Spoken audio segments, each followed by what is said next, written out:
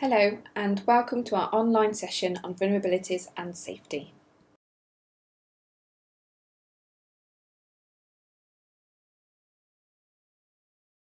The aims of this session are to look at what vulnerability is, to understand how neurodevelopmental disorders might impact on an individual's vulnerability and why this is, and to look at strategies for supporting individuals to reduce their vulnerability. We will also direct you to a range of other supports and information which may be helpful to you. Having an awareness of risks and ways to keep your children safe is a core part of parenting, and schools also do work with all children around these areas. The aim of this session is to help you understand how it may be helpful to adapt or strengthen this usual work to meet additional needs of children and young people with neurodevelopmental conditions.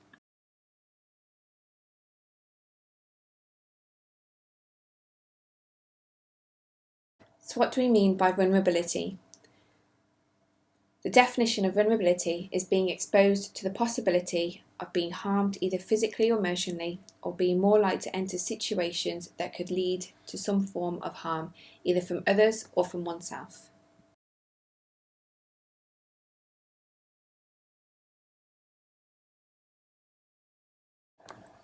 Some different types of vulnerability. Instances where we become unsafe or experience vulnerabilities that can occur throughout daily life, in our environments and in our interactions with others. Bullying, peer pressure, internet safety and risk-taking behaviours are all areas where we can experience vulnerability.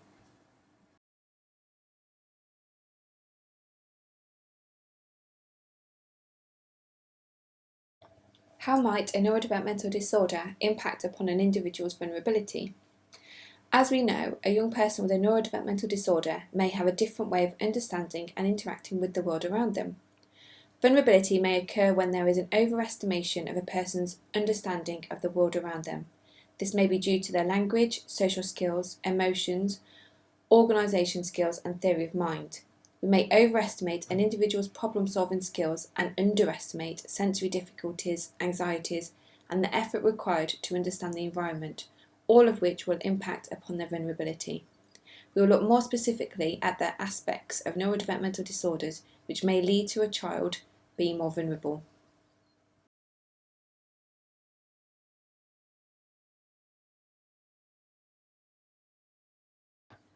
Communication.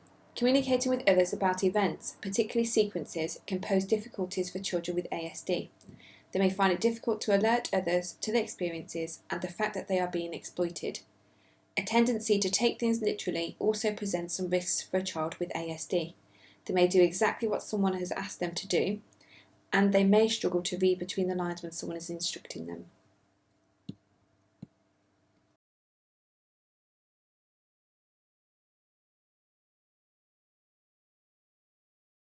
Children and young people learn about social behaviour by watching and observing others with whom they have a connection. This is called social learning theory, and important influences might include our parents, peers, other adults, and television and social media. Some children, particularly those with ASD, find it harder to grasp social rules and therefore have difficulty knowing how they are supposed to behave in certain situations. Some children with neurodevelopmental conditions find it hard to work out the intentions of other people and may enter into relationships which make them vulnerable and at risk. They may struggle to perceive when someone is trying to deceive them. Difficulties with things such as reading facial expressions may make it hard for children to know when someone is being friendly or when they are trying to hurt them. Dishonourable people are often good at spotting those who are vulnerable and taking advantage. Many children with ASD and/or ADHD experience low self-esteem. They may have been excluded by their peers, and as a result, they may be keen to make friends even with others who are unkind and take advantage. Having a limited support network also makes children more vulnerable to being picked on or bullied by others. Children with low self-esteem and fewer positive social relationships may also do things to try and fit in or impress others.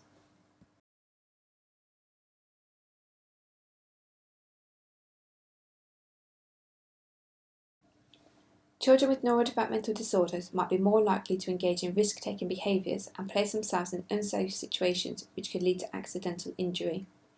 Sensory difficulties are just one reason why children with ASD and ADHD are more likely to engage in risk-taking behaviours and put themselves in harm's way. For example, being undersensitive or oversensitive to sensory stimulation could lead to a child seeking out or trying to avoid situations which stimulate their senses. Some children with ASD are undersensitive to sensory stimulation and therefore will seek out opportunities for stimulation. For example, some children may not be able to feel hot or cold very well and are at risk of burning themselves with hot water or touching a hot stove without realising. A child who enjoys the sensory experience of water may seek out water without considering the risks involved.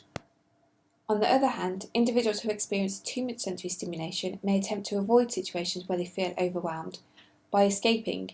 This could lead to wandering, which has the potential to lead to injury depending on the environment, for example, wandering along the roadside or running out of a shop or activity centre. Sensory motor. Children with neurodevelopmental disorders may be at higher risk for injury due to sensory motor difficulties, that is, difficulties in sensing their surroundings or their movements, which may make it harder for them to detect or avoid danger. Impulsivity and hyperactivity. Regulation of one's behaviour is linked to the ability to filter, measure, and organise sensory inputs so that the brain isn't overloaded. Children with neurodevelopmental conditions sometimes have difficulty handling auditory, visual, tactile, vestibular, and proprioceptive information, and this can lead to inappropriate responses, for example, running away to avoid or thrill-seeking behaviour. Some children with neurodevelopmental disorders may have reduced safety awareness, which places them at risk of harm. For example, many do not understand road safety and may attempt to cross busy roads without looking left and right first.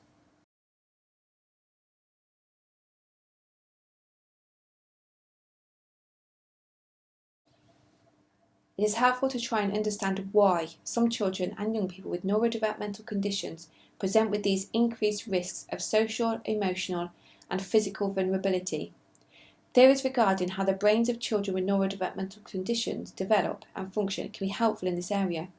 We will consider 3 ideas: executive function and impulse control, difficulty seeing the bigger picture or central coherence, and theory of mind.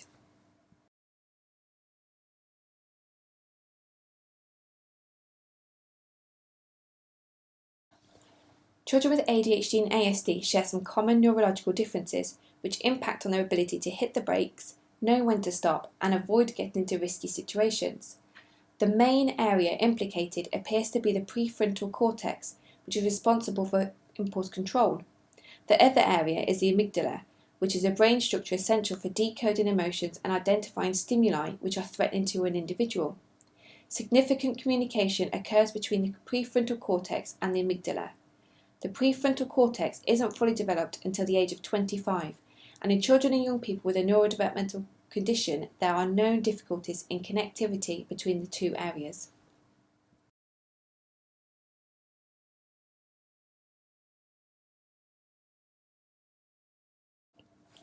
Executive functioning is linked to working memory, inhibitory control, and cognitive flexibility. There is strong evidence that children with ASD and ADHD have difficulties in executive functioning, and this increases their vulnerability to environmental risks. Difficulties with executive functioning can lead to impulsivity and risk-taking behaviour, frustration, social difficulties, poor organisation, difficulty completing tasks, and immaturity.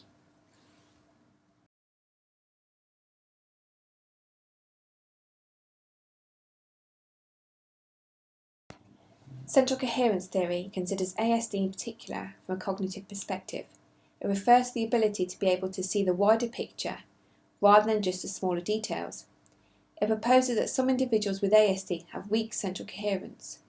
This means that they focus on smaller detail rather than the bigger picture. This is great for some situations, like remembering small details, but not great when trying to work out how things fit into a broader perspective. This can be seen as a bias rather than a weakness. When considering risk and vulnerability, this bias may mean the individual doesn't attend to other things going on around them in a situation in order to gain a coherent sense of potential risks. For example, they may see their friend on the other side of the road and want to get to them quickly but misjudge the traffic. Or they see someone that is interested in the same computer game as them but doesn't spot that they're an unfamiliar adult and shouldn't be talking to them.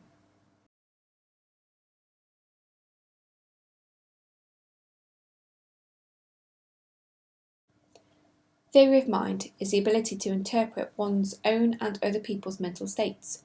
It is also the ability to understand that each person has unique motives, perspectives, beliefs, and knowledge. It is widely accepted that individuals with ASD have difficulty with theory of mind. In terms of vulnerability and risk, difficulties with understanding others' intentions and motives can place an individual in a risky or vulnerable situation.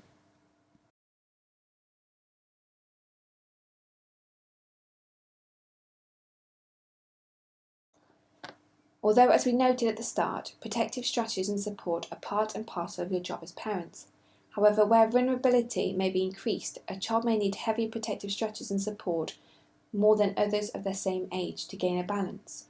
When considering your child's needs, a number of factors need to be considered.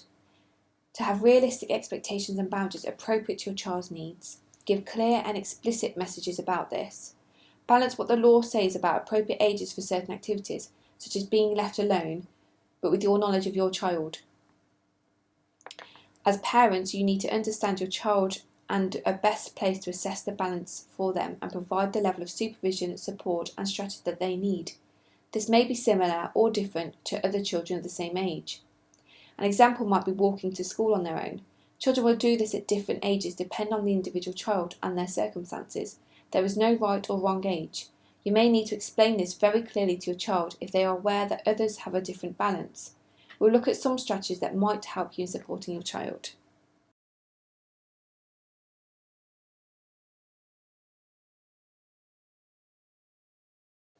Communication. It is always important to consider the reasons behind any risky behaviours or those which may place a young person in a vulnerable position before identifying ways to address these. The behaviours may be due to the young person's process of information, a reaction to other stimuli, or fulfilling a need. If your child engages in any risky behaviours, it is important to respond to these in an empathic and containing manner. It is understandable that you may feel distressed, angry, or scared, but respond in a containing way is more likely to lead to your child sharing information with you in the future. Helping your child communicate their needs, experiences, and feelings will be important. Suggest a non-directive means of communicating their difficulties or concerns, such as a worry box or worry book they can post concerns into, or emoticons that they could send you, may be more helpful. A young person may also place themselves in danger if they are feeling overwhelmed in a setting, such as when they're out shopping or in a crowded environment. Providing a means for the young person to clearly and easily express this to you using an object, signal, or keyword may be helpful.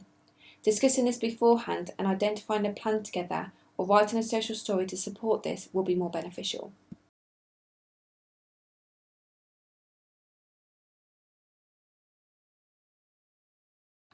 Modelling. Some decisions about safety and risk you may find are instinctive, but your child may benefit from having the process broken down and explicitly explained to them. Talk aloud to them, narrate the process you go through of appraising risk and taking steps to increase the safety.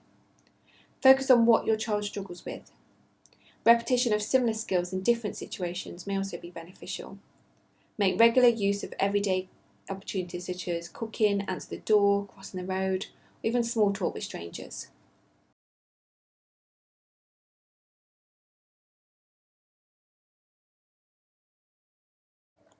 Praise. Focus on praising specific skills or actions which you would like your child to build on or do more of. Make it very specific what you are praising for. Praise often. Give praise immediately. It's more effective if it's given within seconds. Make use of everyday opportunities to praise. Consider what your child finds rewarding. For example, I really liked how you were polite when responding to that person and you did not give too much information. Or super job testing that branch before you climbed on it. Or well done for looking both ways when crossing the road. Pair comments about possible unsafe behaviours or highlight caution with acknowledging their efforts to improve safety and appropriate thinking or use of skills. Ensure praise is very specific, that's important.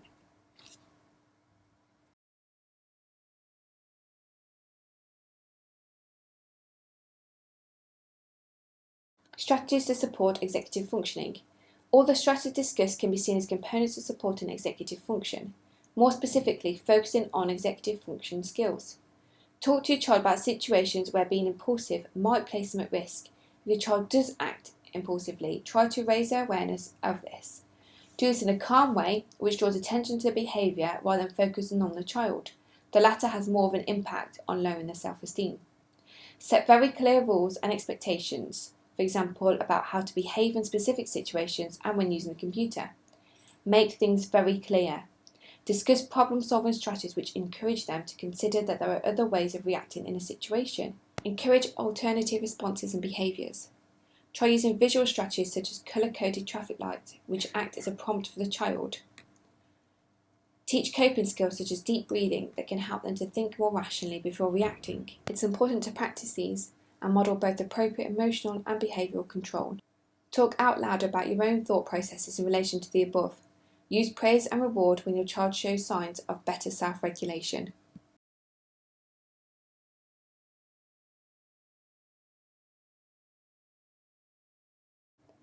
This is an example of the traffic light strategy to use.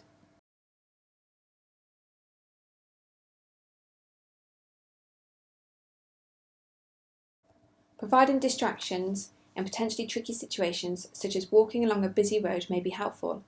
Engaging the child in a game, chatting about a preferred topic, or giving them a job, such as looking out for a road sign or using a map app, may be useful and also ensure the child is gaining positive attention. Using social stories and games to explore things such as road safety or why it's important to stay near parents prior to outings will also be beneficial. Use toys or interactive games to teach younger children skills such as road safety. Examples from the National Autistic Society include Safe on the Street, Tales of the Road, and the Safe Cross Code game.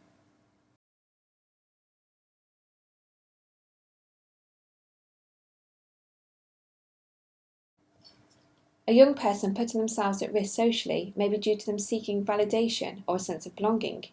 Using social stories or comic strip conversations to explore these issues may be helpful. Comic strip conversations, created by Carol Gray, are a simple visual representation of conversations.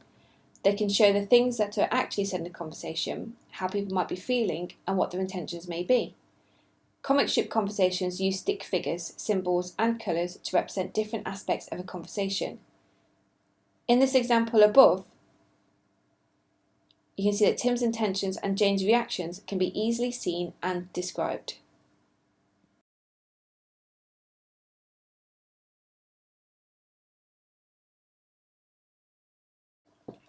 Intimacy circles can be used to help teach social rules and to form positive relationships. They can be used to help individuals understand how to modify their behaviour, depending on the person and the context. For example, you can hug people in the blue and green circle, but you should not hug anyone outside of that. This can help to teach individuals social boundaries and how to be safe in the community. For example, you can use it to teach who you can talk to and who not to talk to. They can be used in a variety of different ways, such as teaching how close you can stand next to somebody, who you're allowed to touch and who can touch you, and who you can give personal information to and who you shouldn't.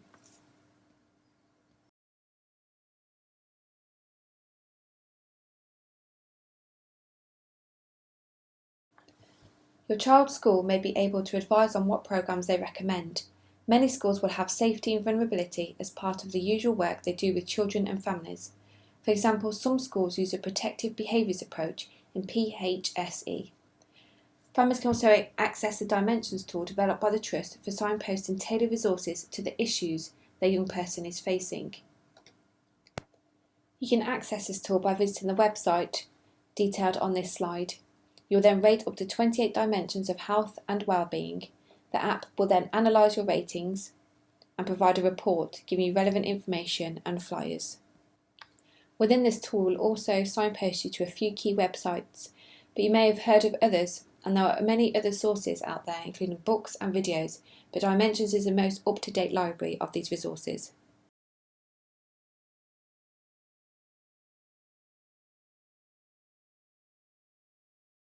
The NSPCC offers a range of resources regarding boundaries and personal privacy, and the resources are widely used within schools. Public versus private body parts. It's important for your child with a neurodevelopmental disorder to understand the difference between public and private parts of the body. This will help your child understand what's okay to do in private, but not in public. Personal boundaries and safety, good touch and bad touch. You can also teach your child some basic personal safety skills that are appropriate for their age. This includes knowing the difference between good touch and bad touch. Behaviour can be either good or bad depending on the situation. Personal boundaries and safety, unwanted touch. Along with good and bad touch, you can also teach your child about unwanted touch. For example, if your child doesn't want a hug from a relative, he can learn polite ways to say no. This might include just saying no thank you, holding the hand out to shake instead, or holding the hand up for a high five.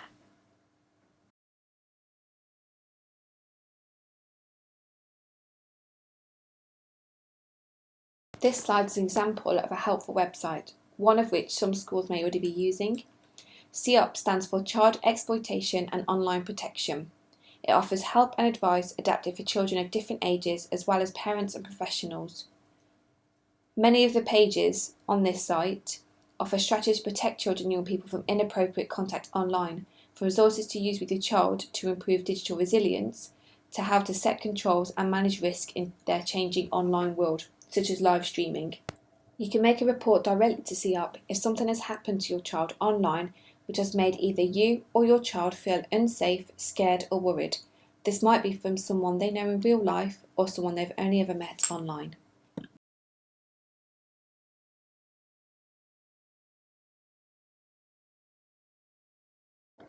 There are a range of apps available for different skills and information.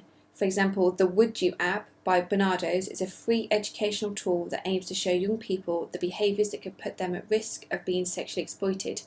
This is one featured on Dimensions tool self-care information. The Own It keyboard and app from the BBC can be helpful for social media use. Using the app or keyboard provides prompts to children about their use of social media, for example, question their intentions when sending messages. In addition to the app, there are lots of online tips and advice on the BBC website, much of which is accessible for young people.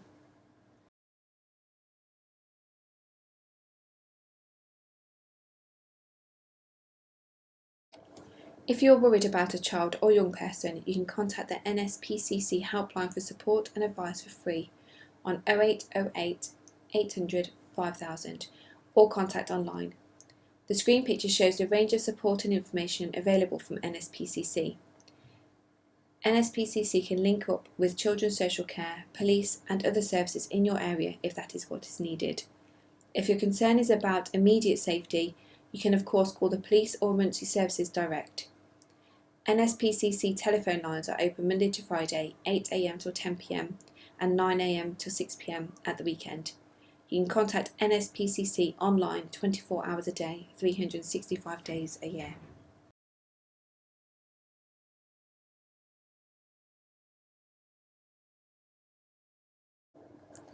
Children can contact Childline anytime to get support for themselves.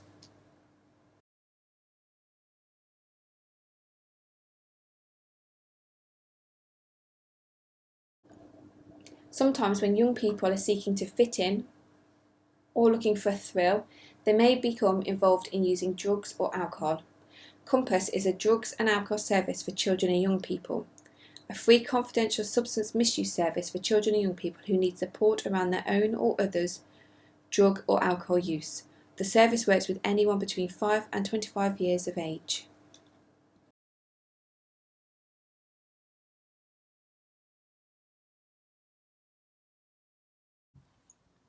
For children and young people with a neurodevelopmental disorder, their vulnerability may be increased. Therefore, to achieve a good balance, heavy protective strategies and support may need to be in place.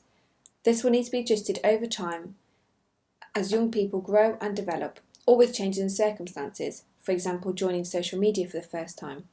We hope that this session has been a helpful introduction to the risk factors and some practical steps you can take to add protective factors and support for your child. Thank you for listening.